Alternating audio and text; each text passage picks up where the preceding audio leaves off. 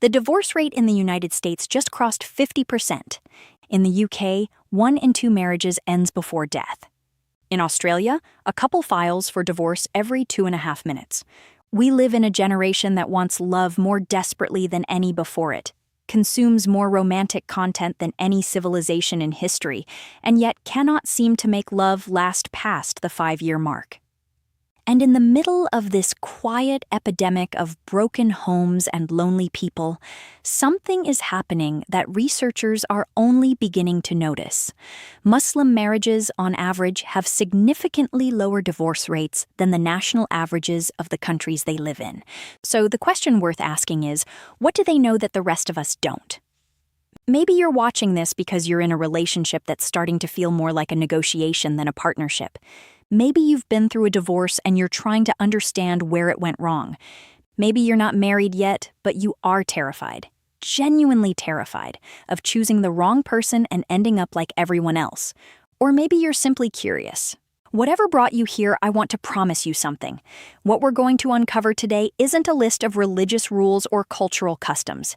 It is a set of principles so psychologically sound, so deeply human, that they work whether you are Muslim or not. Stay with me. The first secret, and it is genuinely a secret in the sense that almost nobody talks about it, is that Islamic marriage is not built on the feeling of love. It is built on a decision of love. This distinction sounds small until you understand what it means for the long term. Modern culture has sold us the idea that love is something that happens to you, a feeling that arrives, and when it fades, the relationship is over. Islam takes a completely different view. It says that love is not the foundation of marriage, it is the fruit of marriage. It grows when two people choose every single day to honor the covenant between them. The feeling follows the commitment, not the other way around. The Prophet Muhammad said about his wife Khadijah, years after her death, "She believed in me when no one else did. She supported me when no one else would." Bukhari. He didn't say she made him feel a certain way.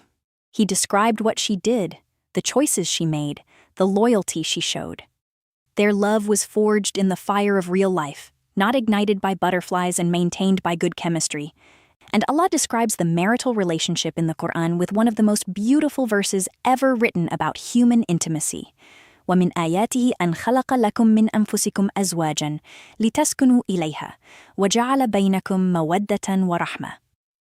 And among his signs is that he created for you from yourselves mates that you may find tranquility in them, and he placed between you affection and mercy. Surah Ar-Rum 30:21. Notice the two words, mawadda and rahma, affection and mercy, not passion and excitement. Affection, which is warm and steady and chosen, and mercy, which is what you give someone when they disappoint you and you choose them anyway. The takeaway for your life today is this: stop asking whether you still feel the same way you did at the beginning. Start asking whether you are choosing this person today. Actively, consciously, with intention. The second principle that makes Islamic marriages last is something the Prophet modeled so consistently that it became one of the hallmarks of his character. And it is the one thing most men in particular are never taught to do. He honored his wife publicly. He spoke about her with reverence. He helped with housework at a time when no man in Arabia would have considered it. Aisha, may Allah be pleased with her, was once asked what the Prophet used to do at home, and she said, "He used to serve his family, and when the time for prayer came, he would go out to pray." Bukhari. He served his family.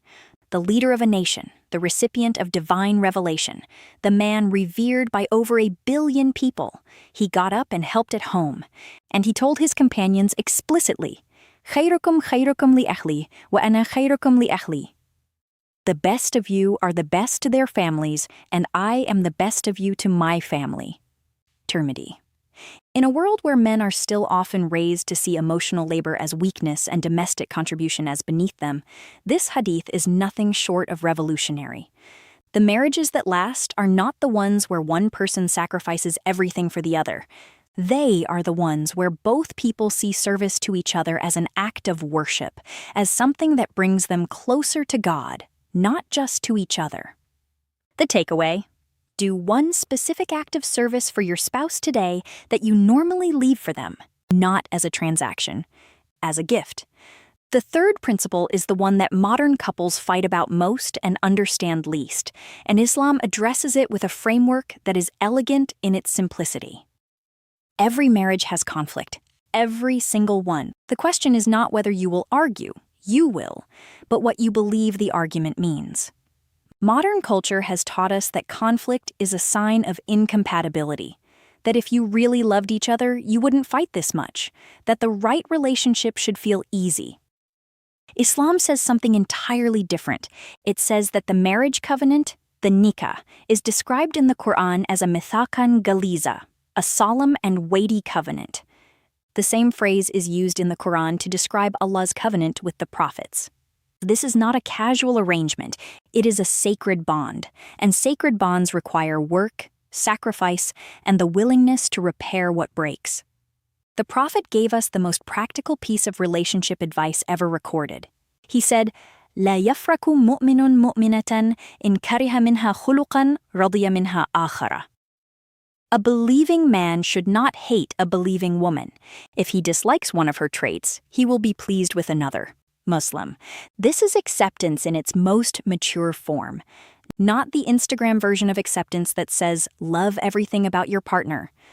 The real version, which says, you are a complete human being with flaws and so is she, and your job is not to fix her but to hold the whole of her, including the parts that frustrate you, with patience and grace. Think of how many marriages end not because of betrayal or catastrophe, but because one person simply could not accept that the other person was human. The takeaway. Write down 3 things your spouse does that irritate you. Then, next to each one, write 1 thing about them that you would genuinely miss if they were gone. Read both lists, then choose them again.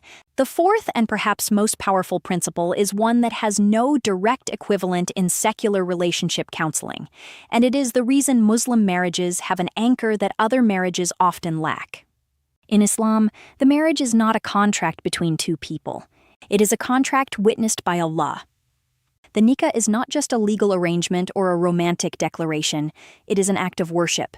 When a couple makes that contract, they are not saying to each other, I choose you as long as this works. They are saying, before God, I am accountable to something higher than my feelings for how I treat this person. This changes everything about how conflict is navigated, how forgiveness is approached, and how the hard seasons of a marriage are endured. Allah says in the Quran, وَعَاشِرُوهُنَّ بِالْمَعْرُوفِ, and live with them in kindness. Surah An-Nisa 4:19. The word used, ma'ruf, means what is recognized as good and right by all people of conscience. It is not an Islamic-specific standard. It is a human standard, and Allah made it the baseline of how a husband must treat his wife. And in the other direction, the Quran describes believing men and women as each other's awliya, protectors and supporters. Not master and servant, not provider and dependent, protectors of each other. The marriage that lasts is the one where both people feel genuinely safe, emotionally, spiritually, physically, in the presence of the other. The takeaway. Ask your spouse, sincerely and without defensiveness, 1 question. Is there something I do that makes you feel unsafe or unseen? And then just listen. Now, I want to speak to you from somewhere deeper than information. I want to tell you about a moment between the Prophet and his wife Khadijah that has stayed with me since the first time I heard it. When the first revelation came to him in the cave of Hira, he ran. This man, who would later stand unshaken before armies, ran home trembling, wrapped himself in a cloak, and said to his wife, "Cover me, cover me." And Khadijah, without asking questions, without needing an explanation, wrapped him in her arms and said, "By Allah, Allah will never disgrace you. You uphold the ties of kinship, you speak the truth, you bear the burdens of the weak, you help the poor, you are generous to guests, and you assist those afflicted by calamity." Bukhari. She didn't just comfort him. She reminded him of who he was when he had forgotten. That is what a great marriage does. It is not a mirror that shows you how you look. It is a mirror that shows you who you are. especially when fear and doubt have made you forget. If you are married, I want to ask you gently, when was the last time you told your spouse who they are at their best? Not what they do for you, who they are. Do that this week. It will cost you nothing and mean everything. If something in this video landed in a place that needed it, share it. You don't need to write a caption or explain why. Just send it to someone.